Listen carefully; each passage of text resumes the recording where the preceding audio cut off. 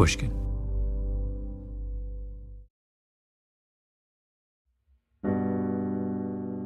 I grew up in what we call Calumet Heights neighborhood. It's just southeast side of Chicago, painted by violence and health inequities at a time where it was not nice to live in that neighborhood, at a time where it was very dangerous, where it was very gang-ridden.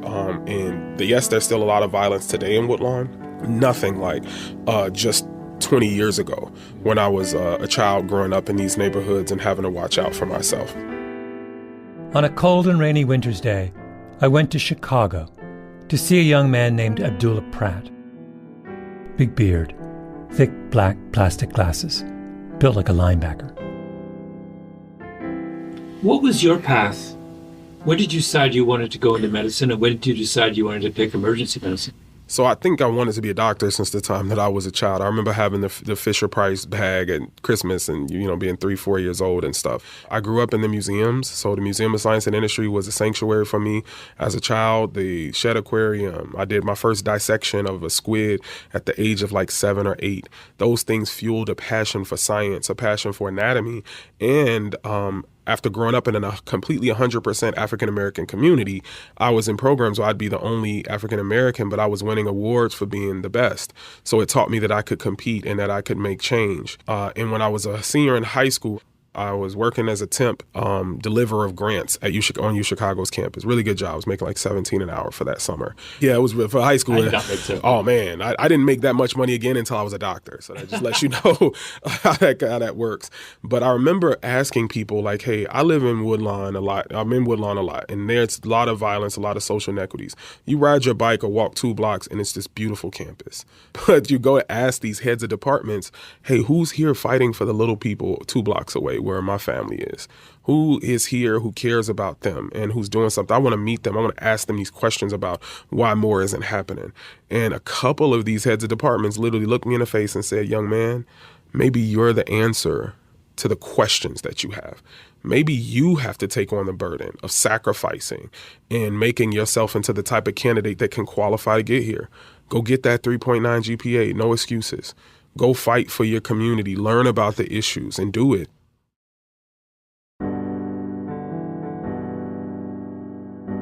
My name is Malcolm Gladwell. You're listening to Revisionist History, my podcast about things overlooked and misunderstood.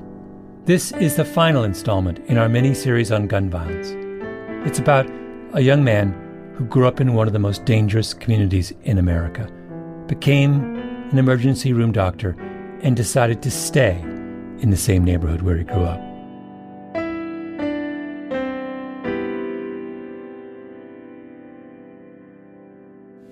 How many people from growing up do you know who died? I rank them by closeness to me, because if I said everybody, it'd probably be like in the 30s, 40s.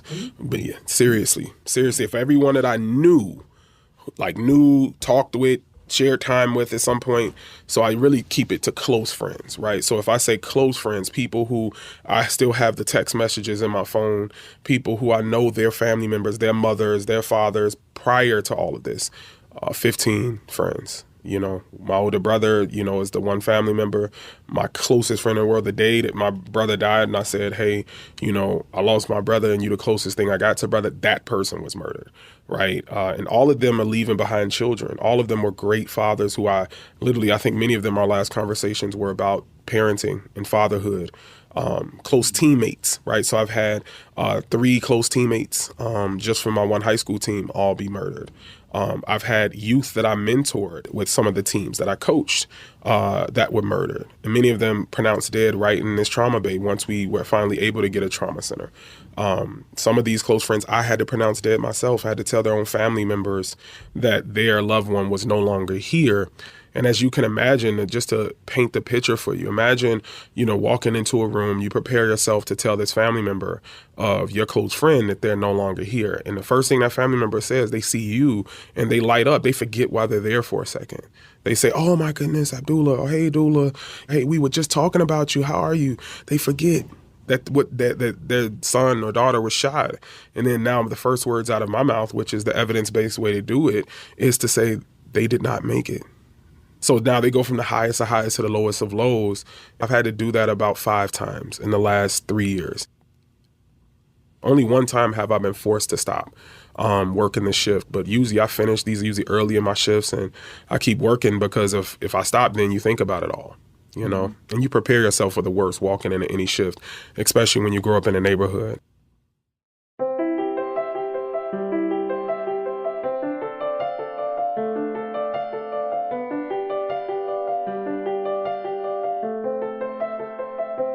A few years ago, I did an episode of Revisionist History called The Standard Case, where I interviewed a Catholic priest named James Martin. He said something I've thought a lot about since. If you're a long-time listener, you may remember this moment. No, one of my professors of moral theology at Boston College, who I think you'd really like in terms of his writing, Jim Keenan. I met with Jim Keenan in Rome. Perfect person to talk to. He points out that for Jesus in the Gospels, sin is usually not where people are weak but trying, people are really struggling, but where people are strong and not bothering. So, for example, the Good Samaritan, the priest, and the Levite they don't bother. They just don't bother. They could help the guy, but they don't bother. So Jim Keenan said, for Jesus, sin is a failure to bother to love. In the story of the Good Samaritan, a man is beaten and robbed and left for dead at the side of the road. And one by one men of faith, holy men, pass by without stopping, move to the other side of the road. They aren't complicit in the attack. They would never do anything like that themselves. They just choose to look the other way. And that, Keenan says, is the sin. Sin is indifference. Sin is the failure to bother to care.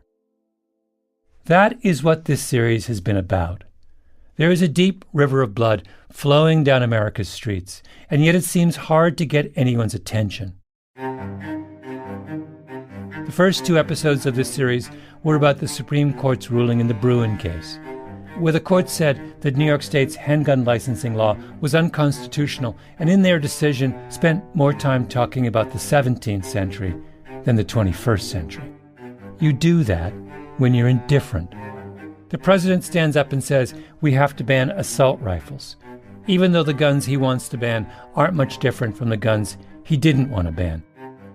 You're that sloppy on a crucially important question when you've given up on any kind of meaningful change. Our success at treating gunshot wounds has lulled us into complacency. That was episode 4. We have hospitals in the wrong places for the dumbest of reasons. That was the 5th installment. The deeper I got into the subject of gun violence, the more bleak things seemed to be. So for this, our final installment, I went to Chicago and sat down with Abdullah Pratt in a little windowless room in the basement of the University of Chicago Hospital. And he showed me what bothering to care looks like.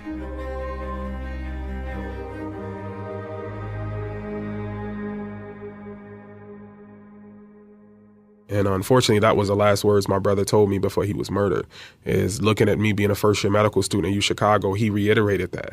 Like, hey, little brother, this is all good, that you got a nice apartment, you got awards, you're doing good things, you're chapter president of your Student National Medical Association, but there are two types of people in this world. There are people that do for themselves, and there are people who do for others. The people who do for themselves, they get rich, they make money, they live somewhere else, but we call those sellouts. And then the people who do for others, they get broken by this. They end up poor. They're not able to actually have the impact that they want to. Abdullah's brother's name was Rashad. He was Abdullah's best friend and protector. He was killed when he tried to stop some kids from stealing a car.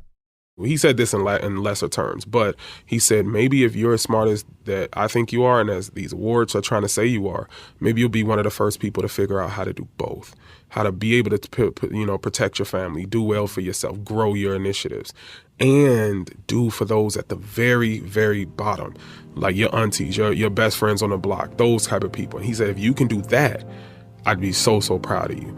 And to this day, I'm still trying to figure that out. I feel like I'm still that second type of person who's given and still hasn't figured it out, but that's what keeps me fighting.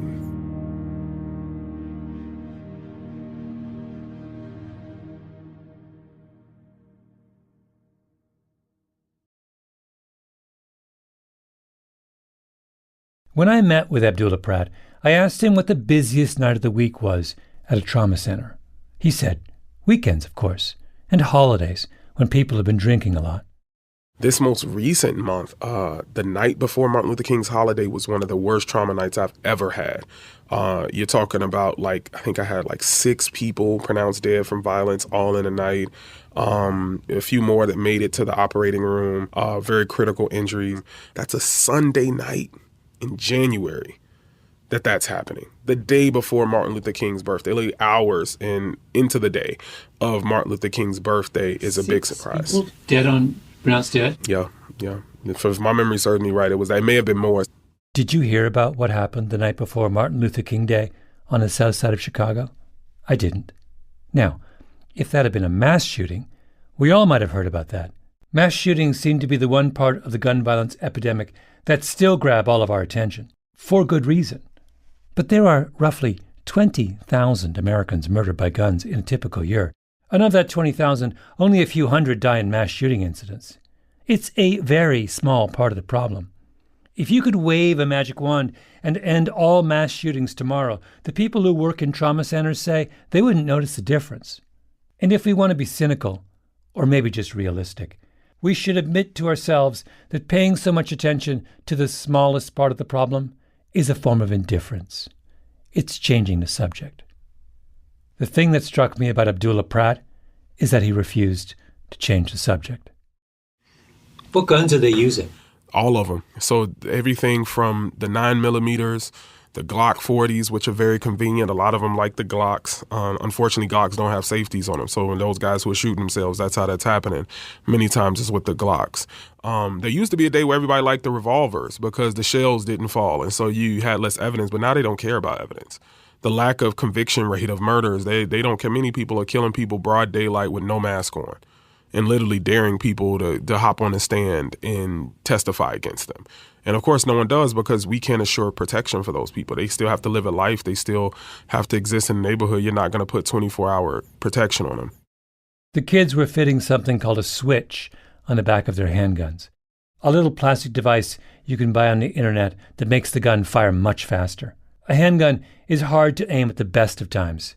With a switch, it's almost impossible to control. I think there's a lot more brazenness of how these murders are happening, a lot less care for collateral damage. So you're looking at people and normally, and you can watch the videos. You can find these videos easily on YouTube or on, social media of different aspects, but you see these surveillance and the people literally just standing over someone, shooting until the gun just doesn't even, until that person just stops moving or the gun jams or something like that. He said that when he was growing up, a lot of the violence he saw around him was gang-related, turf battles, business disputes over drugs that turned violent. But what he's seeing now is much worse. It's much more interpersonal, meaning that you can trace many of these beefs between local factions down to 1 or 2 murders that happened years ago, 10 years ago, when they were children, when they were 13, 14, and that unaddressed trauma of you losing your friend at 14 or 15 causes you to snap in a way that if you don't have the right support system and you have access to firearms, you become that menace. You become that person. Admittingly, these are words they use, the super savages, the vultures. These are words that are coined by the youth themselves to describe themselves in this manner. And now you have a tit for tat. I go kill your cousin. You come kill my brother. I go kill 2 of your friends. You come kill this person. And it literally goes on and on. We're talking about 2, 3, 4 block territories. We're not talking about whole sides of the cities that are dominated by a cartel or a gang. We're literally talking about, yelling distance. If I can't hear you call, that means you're not in my set. If I scream out my front window. And you ask them, how did you get here? And they'll tell you, you don't know. Well, how can we help stop this? Ain't no stopping this. They killed my friend, my cousin, my brother. I'm not stopping till I'm dead.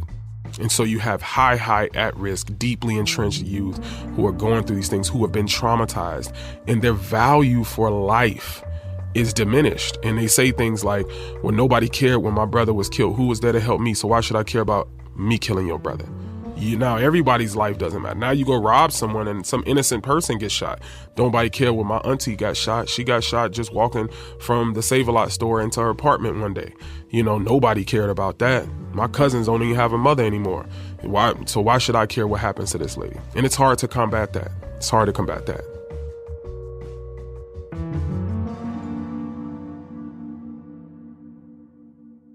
I began this series believing in stricter gun control, as you expect I would as a good Canadian who lives in a blue state. Background checks, licenses, age limits, sensitive place laws, on and on. I still believe in all those things, in the abstract, but after I sat and listened to Abdullah Pratt, I realized that very little of what I thought of as a solution would actually solve the problems he was talking about. Can you really pass a law and make a big dent in this kind of a problem? Expecting laws to handle this kind of violence is what we do when we're not really paying attention. This is all the scoreboard. Another word that's coined by our youth is check the scoreboard. So let's see how many people of yours we've killed, how many people you killed of ours, who's up. So it definitely is a competitive thing. It's a clout thing, an attention thing too.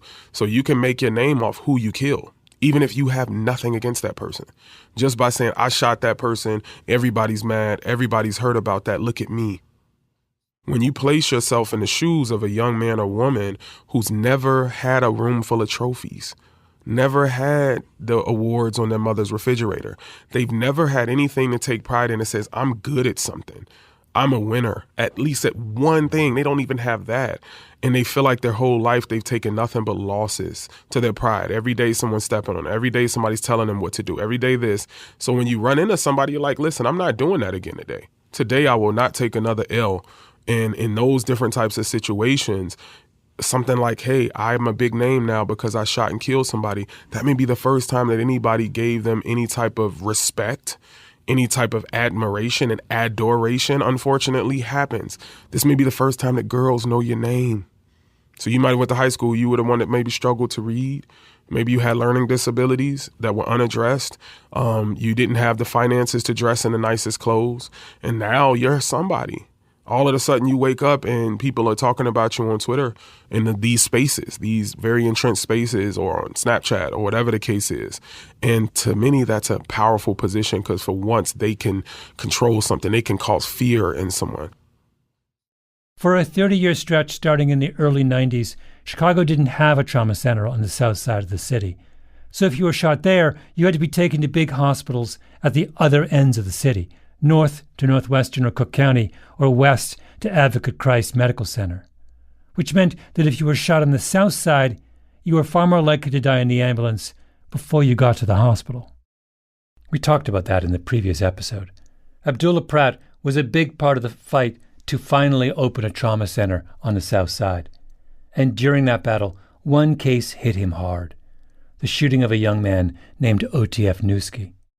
And I didn't know this at the time, but there was a big scene gathered also not too far from where I grew up. And there were people standing around yelling at the police saying, why aren't you helping them? Why aren't you helping them? And this young man, I can remember driving past slowly as I get past the crowd and just seeing him gasping for air, blood all over the place, nobody helping, yellow tape starting to be put up.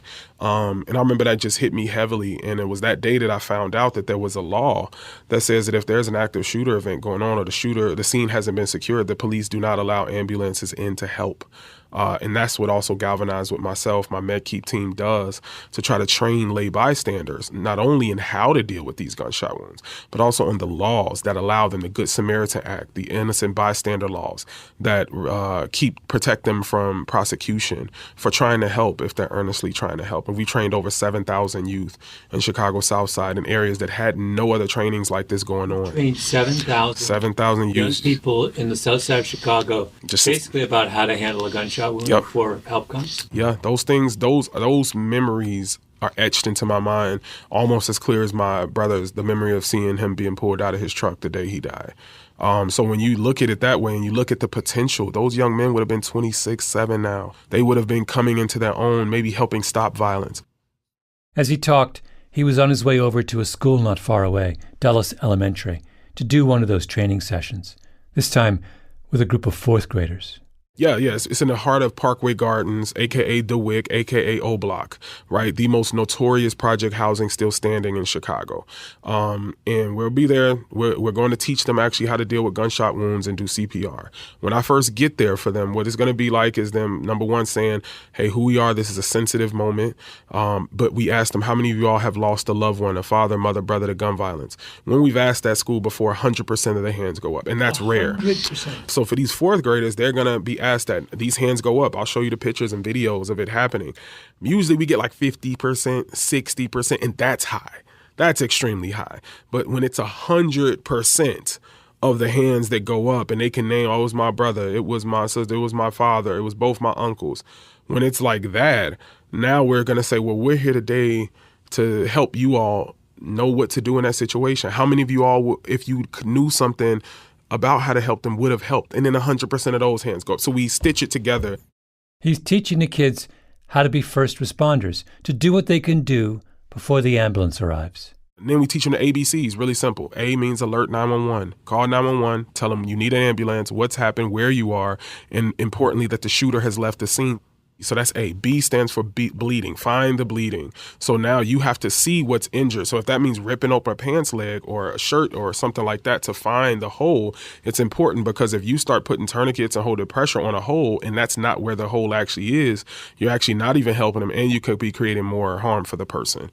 So then the next thing is C, which is compress the wound. Compress the bleeding wound, teaching them how to place tourniquets and things, and being practical to say you're probably not going to have a tourniquet. You're probably not going to have gauze. So this is how you use a tampon, right? It was meant to go into holes and soak up blood. For the young men, you probably never seen this unless you were playing in your sister's drawer or something, but we'll teach you how to use this, because this is probably going to be at your fingertips.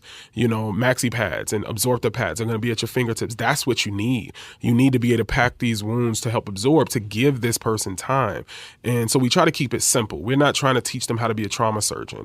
We're trying to get them to feel confident enough to act, do something, call 911 early, sit there with the person, and then 911 will actually walk you through these things. In this past summer, we actually had a young lady, a young Latina lady who, one of my best students, and she came to me week 2, and she's like, Dr. Pratt, I need a new kit. I'm like, girl, you lost your kit already? I'm like, okay, I'll go get you a new kit. She's like, no, I didn't lose it. I promise, I didn't lose it. I said, what happened? She said, I had to use it. And I was like, well, what do you mean you had to use it? She was like, oh man, they shot someone right in front of my house. She, I got it on video. She shows me the video. She did everything right. She took the time to watch the people leave. She calls 911 on the way out. She goes and gets her kit that we had just given her days before that. And then the police come right on time, and they're like, you can't be here, you need to move. And she's like, no, there's a law that says that I can be here and help, and I have the kid, and I don't want to see him die. And they're like, we'll compromise. We'll take the kit. We'll make sure we use it. We just don't want you in harm's way. You can stand off to the side. And literally she has the pictures and videos of them using everything in that kit, to the tourniquets, the gauze, the everything, strewn out, used. And so of course she got her another kit. And I was so proud of her for being able to, this young lady was either 16 or 17. She wasn't even a senior yet. So this was like a sophomore, junior. This is nuts. Yeah. In the streets of Chicago, an ER doctor who has lost 15 close friends and his older brother to gun violence is going out to local elementary schools on his afternoon off and teaching fourth graders how to stabilize a gunshot wound. This is what it means to bother to care. Abdullah Pratt doesn't turn his back on where he's from or hide behind a wall of indifference or change the subject. He sees a river of blood and he says, maybe there's something I can do right now to stem the tide. Do I know what the equivalent act is for the rest of us who don't live in the middle of the crisis? I don't. But we can at least start by acknowledging that Abdullah Pratt's Chicago is also our Chicago. Our country, our flesh and blood. We live here too.